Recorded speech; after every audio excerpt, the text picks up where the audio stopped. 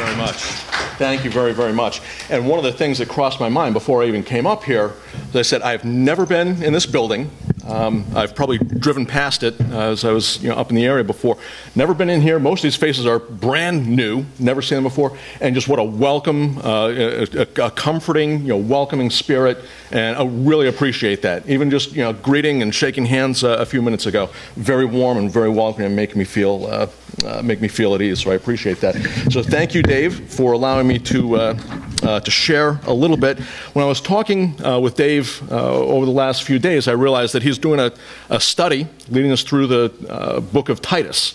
And I didn't clear this with him, but hopefully you aren't going to get upset if they read ahead, if we get a little bit ahead. Because in Titus 3, I think we're in Titus 2 this morning, but in Titus 3,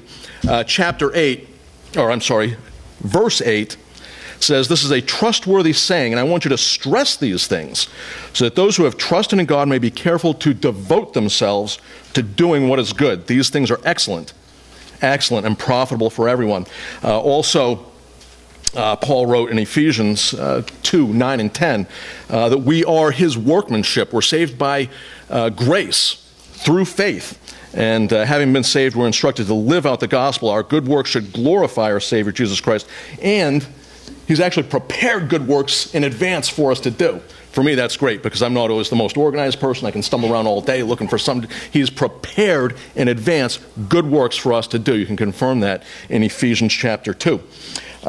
In southeastern Africa, there's a beautiful, beautiful landlocked kingdom. Very mountainous. The geography is beautiful. The people there are some of the sweetest people you'll ever want to meet. But the country is in crisis.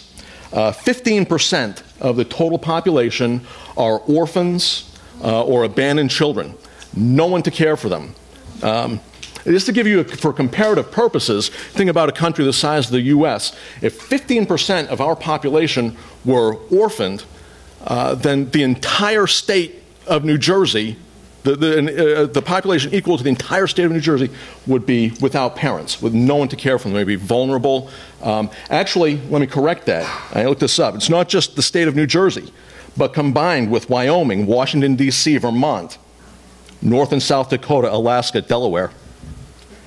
Excuse me, I know these children, and so it gets a little emotional thinking about this. Montana, Rhode Island, New Hampshire, Maine, Hawaii, Idaho, Nebraska, West Virginia, New Mexico, Nevada. Plus Utah, Kansas, Arkansas, Mississippi, Iowa, Connecticut, Oklahoma, and half of Oregon. If that were in our country, a population equal to all of those states, completely at risk and vulnerable. Well, in Swaziland, these children are forgotten. They're left to fend for themselves, and some do. If they're unable to, they die. Or they're coerced or kidnapped or sold into a sex trade. However, a few very fortunate children are placed with an evangelical Christian community where they are nurtured. They're cared for physically, emotionally, and spiritually. The name of this community is Bulembu. It's a former mining town, and it's been transformed into the entire town has been transformed into a safe haven for these vulnerable children. Now, some who've fortunate enough to come to this town for care, they've simply been found.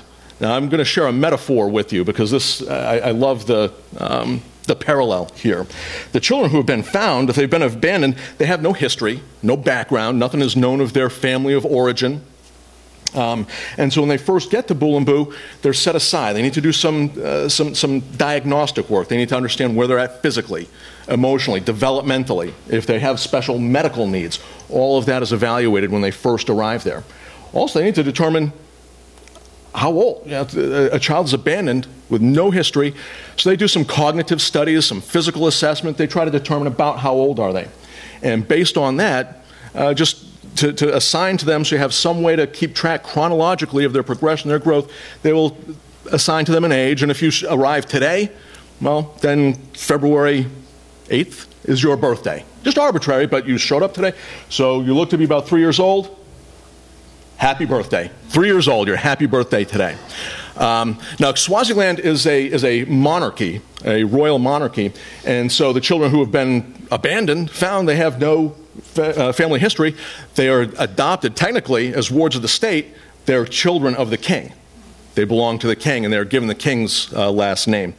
And so yeah, I really love that as a metaphor for what Bool and Boo is doing for these children.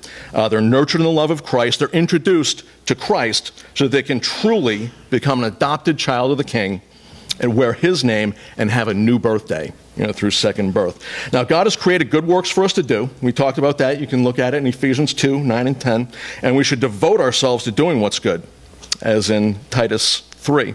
Let's remember Acts 1:8. We're to be his witnesses here locally, as we are here in this church, in a broader region, and it tells us even to the furthest parts of the earth, the remotest parts of the earth. And James 1:25 confirms for us that pure and undefiled religion in the sight of God is caring for widows and orphans in their distress.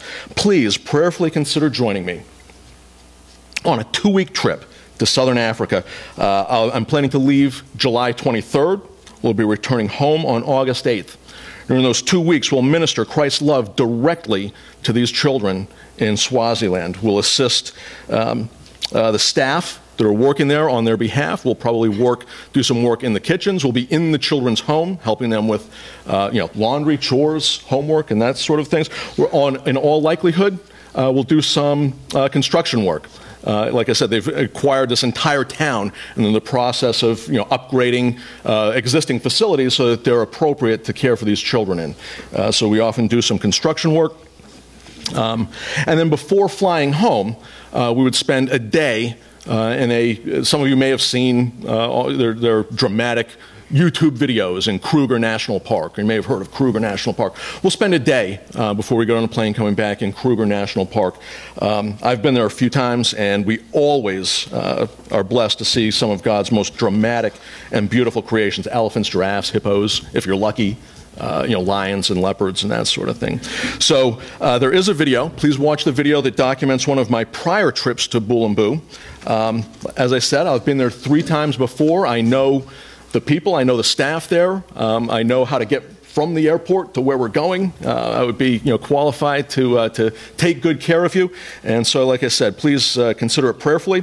I'll be available in the service or after the service. I'll be in the lobby. Any questions that you have, I know this is a brief time, not a lot of information can be shared, but more than willing to take whatever time is necessary to address any questions you might have. And thank you so very much for your time and attention. Thank you.